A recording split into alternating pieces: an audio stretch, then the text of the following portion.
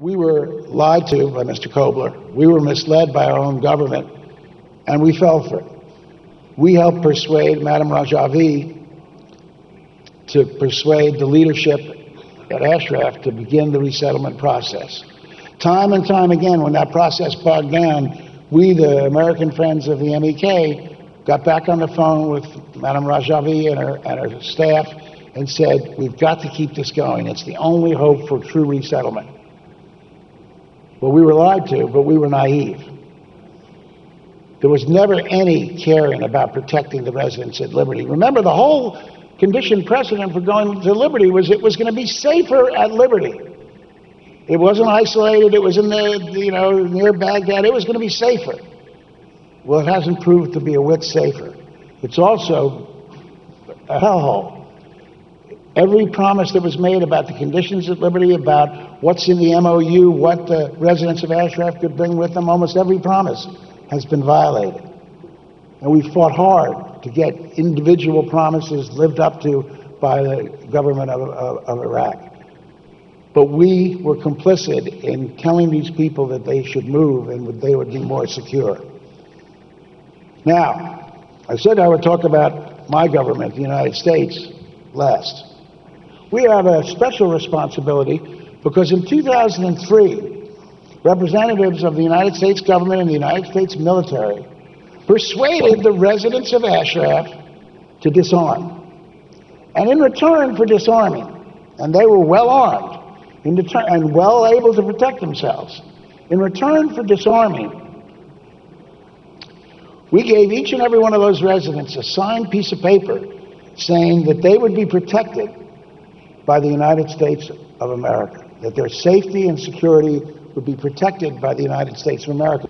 And how has the United States done since then? Well, by the way, that there are 4 generals, 1 colonel and 3 generals, who got to know the MEK residents of Ashraf very, very well, who are now friends, part of the American Friends of the MEK, who are working to achieve the goals that I've talked about.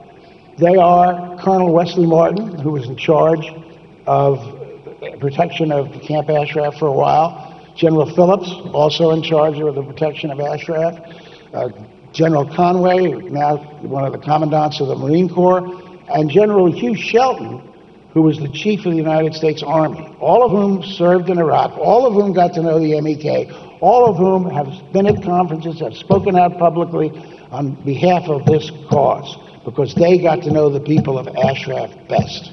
Now, but how's the official response of the U.S. government been? In 2009, when the first attack by Iraqi federal police using U.S. weapons, the first attack on Ashraf took place, the State Department issued a strong statement of condemnation, and nothing changed. In 2011, American troops were nearby Ashraf. They got notice in advance that this attack was taking place, and instead of moving forward to stop the the attack, they were withdrawn and told to fall back and move away from Ashraf. And after the slaughter in 2011, in April 2011, what did the United States State Department do? It issued a strong statement of condemnation, and nothing changed. And then this past February 9th, the State Department, after the attack and the death of 7 more residents, issued another strong statement of condemnation. But worse, when we were trying to persuade the residents of Ashraf to leave and go to liberty, the United States government issued, and I want to read this verbatim, issued the following statement. If the residents of Ashraf move to liberty, the United States government would commit to support their safety and the safety and security of the residents in liberty. Now, can somebody tell me, anybody in this room, tell me what the United States government did to ensure the safety and security of the residents in liberty? What did we do to protect those 7 people? Madam Rajavi, do you know anything the United States government did to protect us at liberty? I don't think you do, because I don't, and I guess Ambassador Bolton doesn't, and Congressman Kennedy doesn't. But in August 29th, after we had persuaded some of the residents to leave, in August of 29th of last year, our government issued another statement. It said the U.S. also reiterates its commitment to support the safety and security of the residents throughout the process of their relocation outside of Iraq. So two statements saying that we were absolutely committing to support the safety and security.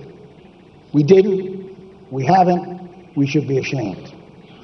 Now, you've heard other speakers and Madam Rajavi talk about the options that are here.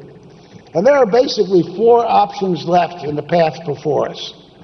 One is somehow to strengthen the security and safety at Liberty. That's impossible.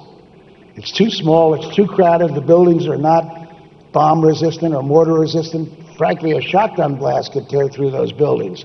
And the government of Iraq has even admitted that it cannot ensure the safety of the residents of Liberty. The second option would be to expedite the resettlement process. But even if a miracle occurred, and the nations of the world were so moved by my speech that 11 of them stood up and said, we'll take 300 each, that process would take at least a year to complete. That's probably optimistic, but at least a year if they were all moved to do the right thing. So that option is not very viable. It's not viable to the 3,200 people who remain and whose security is the first order of concern for all of us here. The third option is to move back to Ashraf. And surely the residents would be more secure in Ashraf. No question about that. For all of the reasons that were stated, for the reasons that were shown on the videotape, more secure at Ashraf. And there's a fourth option. And it is an option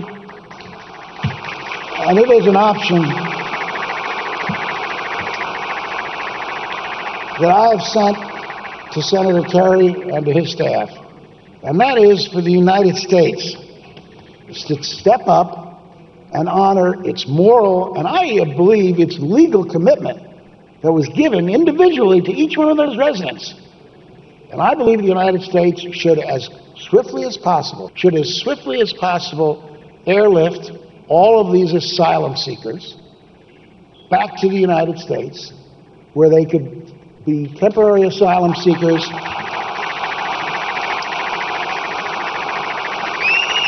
We could easily accommodate these folks on one base.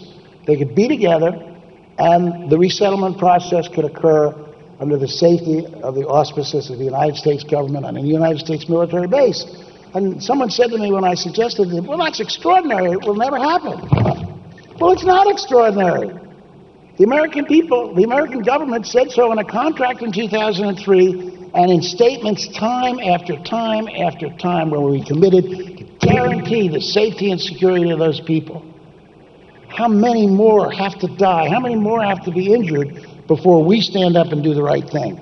I think a country that calls itself the beacon for freedom and democracy and human rights all across the world has an obligation to do so. And it's time that the nations of the world act to right wrongs. And I want us to right wrongs all over the globe. I want us to right wrongs in Darfur and other places in the globe. But right now, the threat to life is no more severe, no more imminent than at Liberty. And it is time for the nations of the world, the United Nations, the United States government, to stop talking, start acting.